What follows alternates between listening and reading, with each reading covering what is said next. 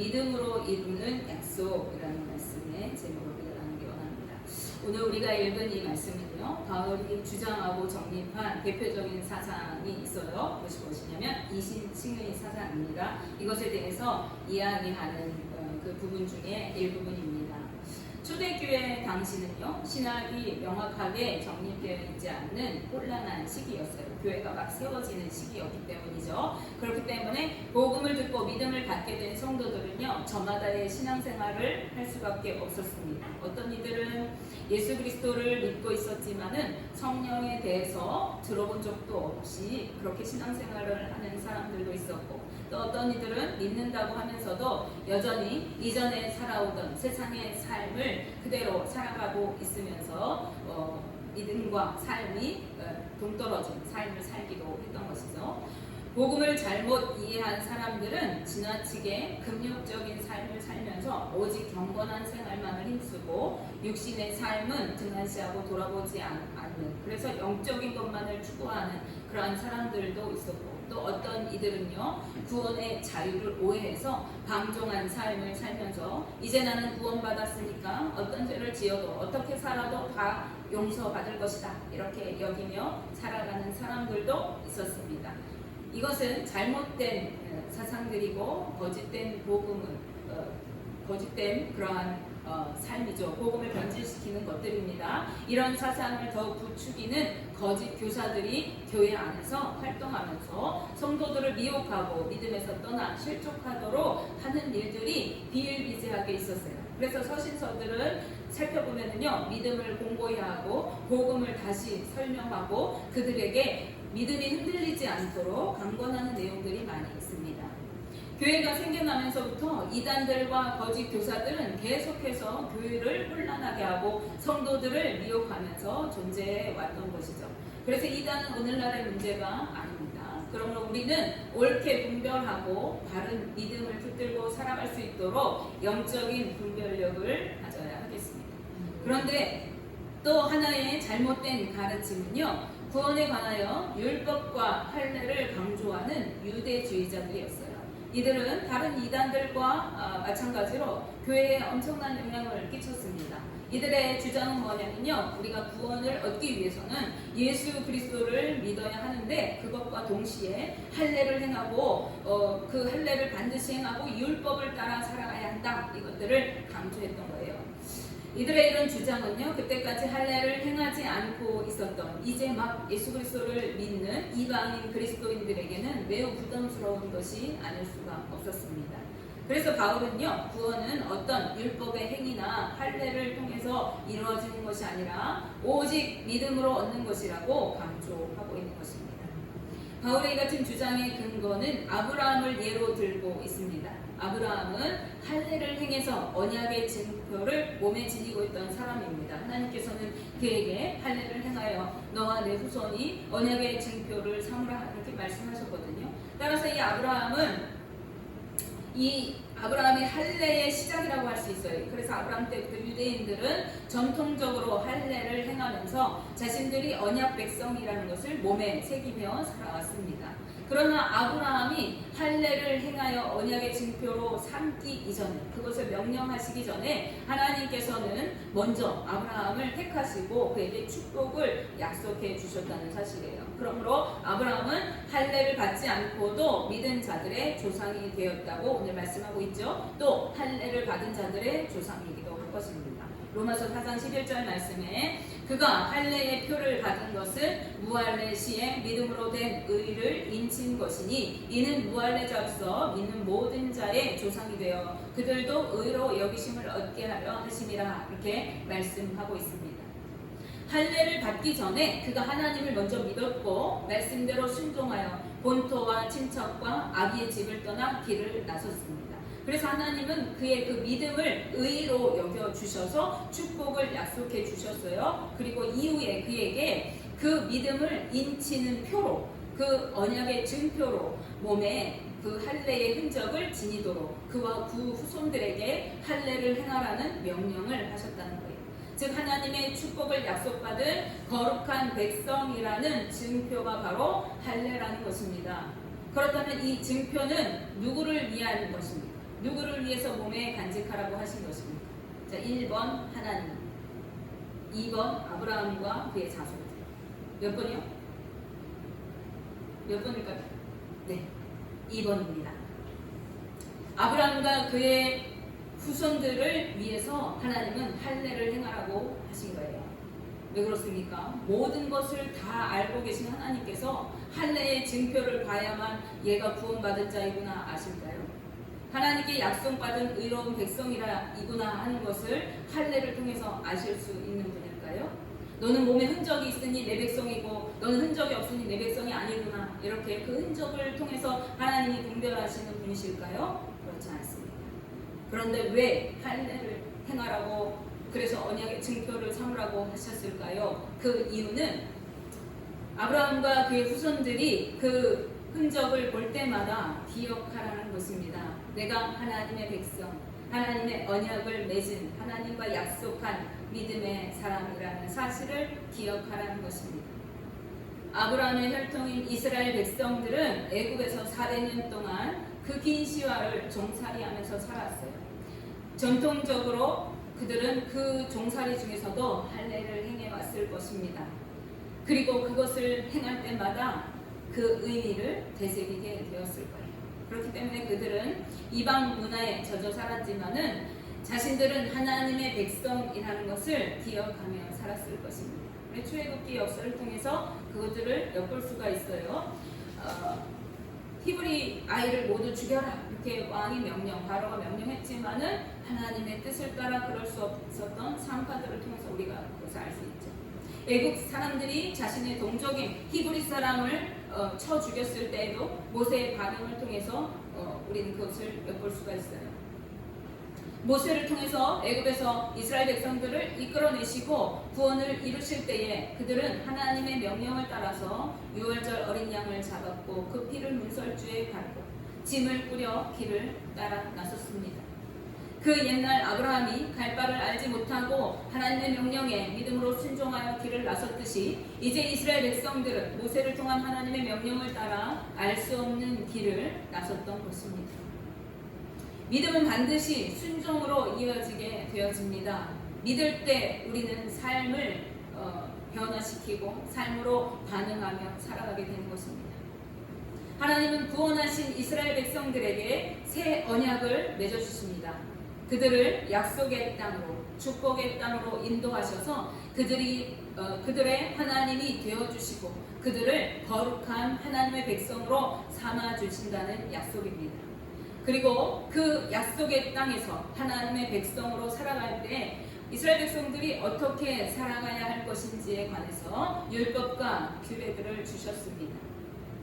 이것은 거룩한 하나님의 백성으로서 어떻게 마땅히 살아가야 하는지를 알게 하시기 위한 것이고, 하나님의 백성들로 그들이 하나님의 통치를 받으면서 하나님의 뜻대로 살아가도록 하시기 위한 것입니다. 하나님께서는 이스라엘 백성들에게 절기 때마다 그리고 성회로 모일 때마다 이 율법을 낭독하여 남녀노소 할 것 없이 모든 백성들에게 그 말씀을 듣게 하셨어요. 그리고 그 뜻을 가르치고 일러주시고 그들에게 그 하나님의 뜻을 이해하도록 교육하도록 명령하셨습니다. 이것은 또 다른 증거입니다. 말씀이 선포될 때마다 이스라엘 백성들은 자신들이 거룩한 하나님의 백성임을 기억하고 하나님의 뜻대로 살아가기를 결단하면서 삶을 재정비했을 것입니다. 율법에 비추어서 자신의 죄를 깨닫고 돌이켜서 또다시 순종의 삶을 살아갈 것을 결단했을 것입니다. 이것이 증표의 기능입니다. 그런데 유대주의자들은요, 그 의미를 왜곡해 버렸어요. 구원받은 백성이라는 증거로 행했던 할례, 하나님의 백성으로서 살아가야 할 질서인 율법을 구원의 도구로 여기고 반드시 할례를 받아야 구원받는다, 반드시 율법의 계명들을 지켜야 구원에 이른다라고 생각하였던 것입니다. 이것은 그 의미가 뒤바뀐 거예요. 행위로 구원을 얻는다는 주장과 다를 바가 없는 것이죠. 이러한 잘못된 생각과 왜곡된 정통, 유대주의는 그들의 정신을 변질시키고 성전이 타락하고 온갖 부정과 부패를 일으키는 원인이 되고 말았습니다. 왜 그래요? 할례와 율법의 그 본래의 뜻을 잃어버렸기 때문에. 그럼에도 유대주의자들은요, 이방인 그리스도인들에게까지 그 사상을 강요하고 있었던 거예요. 그래서 바울은 구원은 믿음으로 얻는 것이라는 것을 지금 설명하고 있습니다. 믿음은 무엇입니까? 믿음은 바랄 수 없는 중에도 바라는 것입니다. 눈에 보이지 않지만 그럼에도 증거로 삼는 것입니다. 히브리서 기자는 믿음은 바라는 것들의 실상이요 보이지 않는 것들의 증거라고 말씀하고 있습니다. 오늘 본문 말씀에서 바울은요, 바랄 수 없는 중에도 믿고 바랐던 아브라함의 믿음에 대해서 하나님께서 그를 의로 여기셨음을 말씀하고 있습니다. 로마서 4장 19절에서 22절 말씀입니다. 그가 백세나 되어 자기 몸이 죽은 것 같고 사라의 태가 죽은 것 같음을 알고도 믿음이 약하여지지 아니하고 믿음이 없어 하나님의 약속을 의심하지 않고 믿음으로 견고하여져서 하나님께 영광을 돌리며 약속하신 그것을 또한 능히 이루실 줄을 확신하였으니 그러므로 그것이 그에게 의로 여겨졌느니라. 아멘. 자신과 사라의 상황을 생각할 때에 하나님의 약속이 너에게 큰 민족을 이루게 하겠다, 너의 자손이 바다의 모래알같이 하겠다, 하늘의 별과 같이 하겠다, 이 약속이 전혀 불가능해 보이고 안 될 것 같아 보였다는 거죠. 그런데 하나님께서 약속하셨으니 하나님은 그 약속을 반드시 이루실 것을 믿고 확신하면서 하나님께 영광을 돌렸다는 거예요. 그때 하나님은 그 믿음을 보시고 아브라함을 의로운 자라 여겨주셨다는 것입니다. 할례를 행해서 의롭다고 인정을 해주신 것이 아니라는 거예요. 우리의 믿음으로 우리는 구원을 얻는 것입니다. 그리고 우리가 구원받은 하나님의 백성인 증거는 순종의 삶으로 나타나는 것입니다. 구약시대에는 하나님께서 할례와 율법으로 증거를 삼으셨어요. 그러나 신약시대에는 그것들을 온전케 하실 새로운 증거를 주셨습니다. 그것은 할례와 같은 육신의 증거가 아니라 마음의 증거입니다. 로마서 2장 28절 29절 말씀에서 바울이 이렇게 말씀합니다. 무릇 표면적 유대인이 유대인이 아니요 표면적 육신의 할례가 아니라 오직 이면적 유대인이 유대인이며 할례는 마음에 할지니 영에 있고 율법조문에 있지 아니한 것이라. 그 칭찬이 사람에게서가 아니요 다만 하나님에게서니라. 아멘. 눈에 보이는 어떤 것이 구원받는 백성이 되는 조건이 될 수가 없다는 것입니다. 사람들에게 칭찬받는 겉모습, 즉 착한 행실이나 사람들에게 구제를 많이 하는 것이나 옳은 길로 행하는 것이나 이러한 것들이 구원받을 수 있는 조건이 아니라는 거예요. 구원은 오직 마음으로 예수 그리스도를 믿고 마음에 받는 할례, 즉 성령의 임재를 누리면서 믿음으로 살아가는 자들이 구원받은 것을 증거하는 자들이라는 것입니다. 하나님께 인정받는 자들이라는 거예요. 우리의 구원받은 증거는요, 오직 예수 그리스도, 오직 십자가입니다. 그러나 우리가 생각해야 할 것이 있습니다. 예수님을 구주로 믿고 구원받은 것으로 끝나서는 안 되는 것입니다. 구원받은 성도들은 거룩한 하나님의 자녀답게, 구원받은 성도답게 순종의 삶을 살아가야 하는 것입니다. 믿음은 순종으로 이어지는 것이라고 말씀드렸습니다. 그런데 많은 사람들이요, 흔히 구원을 생각할 때 이렇게까지 생각하지 않아요. 그저 구원받고 축복의 땅을 차지하고 자유를 누리고 평안히 살고 하나님의 축복만 받는 것까지만 생각합니다. 그것이 구원이라고 생각해요. 그러나 이것은 온전한 구원이 아닙니다. 순종의 삶을 사는 것까지 이어져야 진정한 구원이 이루어질 거예요. 구원받은 이스라엘 백성들이 광야에서 그 1세대가 멸망을 당하고 말았습니다. 그리고 축복의 땅인 가나안에 들어갔던 출애굽 2세대는 그것을 온전히 누리지 못하고 그 축복의 땅에서 멸망을 당하고 말았어요. 그 이유가 무엇입니까? 그들은 하나님의 명령인 율법과 규례를 저버리고, 즉 하나님의 뜻을 저버리고 제 멋대로 살아갔습니다. 그들은 하나님을 향해 수없이 반항하고 대적하고 이방의 문화를 받아들여서 그들의 문화를 따라서 살아갔기 때문입니다. 그들이 끝까지 믿음으로 순종하지 않았을 때 비록 구원을 받았지만은 그 구원을 온전히 누리지 못하고 멸망을 당하게 되었던 것입니다. 구약시대만 그럴까요? 신약시대에도 데마와 같은 사람은요, 복음을 받고 구원받은 사람입니다. 그는 바울과 함께 복음을 전했던 바울의 동역자였어요. 그런데 끝까지 믿음을 지키지 못하고 세상을 사랑하여 떠나갔노라고 디모데서에 증언하고 있습니다. 히브리서 6장 말씀에는 한 번 빛을 받고 하늘의 은사를 맛보고 성령에 참여한 바 되고 하나님의 선한 말씀과 내세의 능력을 맛보고도 타락한 자들이 있다고 말씀합니다. 무슨 말이죠? 구원받았어요. 하나님의 은혜도 경험했어요. 기도응답도 받았어요. 성령의 능력도 경험했어요. 그런데 타락해서 세상으로 나가는 자들이 있을 수 있다. 예수님께서는 반드시 이 땅에 다시 오실 것을 약속하시면서 그때의 너희가 믿음을 보겠느냐 말씀하셨습니다. 마지막 때에는 믿는 자들을 찾아보기가 어렵다는 말씀입니다.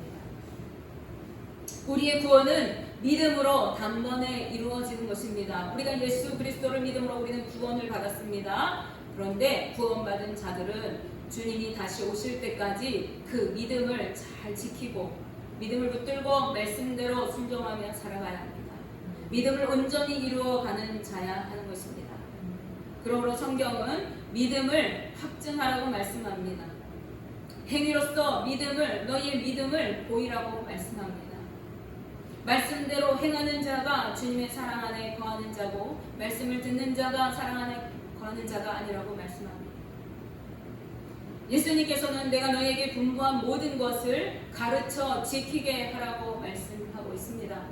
가르치는 목적은 그것을 알게 하는 것이 아닙니다. 그대로 살아가도록 하기 위한 것입니다. 이것은 행위로 구원을 얻는다는 행위 구원과는 전혀 다른 의미의 이야기입니다. 우리는 기도를 많이 하고 헌금을 많이 하고 예배에 빠짐없이 참석하고 착하게 살아가고 구제를 많이 해서 구원을 얻는 것이 아닙니다. 그런 것들은 전혀 구원의 조건이 아니에요. 그것은 구원받은 하나님의 성도가 행하는 그 결과물인 거예요. 우리의 구원은 예수 그리스도로 얻는 것입니다. 구원받은 하나님의 성도는 그 구원의 은혜에 감격하고 하나님의 그 사랑에 감사해서 헌신하고 예배하고 찬양하며 하나님께 경배하는 것이고 하나님의 그 통치하심을 받으면서 성령의 인도하심 따라서 말씀으로 순종하여 살아가는 것입니다. 빌립보서 2장 12절 말씀과 같이 우리는 항상 복종하여 두렵고 떨림으로 구원을 이루어 가야 합니다.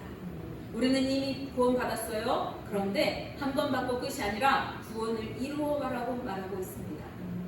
언제까지 이루어 가야 합니까? 주님이 다시 오실 때까지입니다. 우리는 교회 안에 내가 있으니까 예배 시간에 나는 빠짐없이 참석하니까 내가 말씀도 줄줄줄 알고 있으니까 나는 하나님의 구원 티켓을 보장받았다고 착각하면 안 돼요.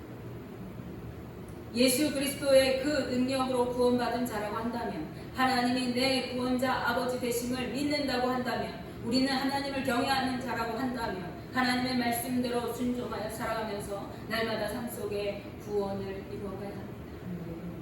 삶으로 믿음의 증거를 삼고 확증의 삶을 살아가야 하는 것입니다. 원하기는 저와 우리 성도님들이 예수 그리스도를 믿음으로 구원받은 하나님의 자녀이기 때문에 하나님의 자녀다운 삶으로 믿음을 확증하고 구원을 온전히 이루며 살아가게 되시기를 주님의 이름으로 축복하며 기도합니다. 기도하겠습니다.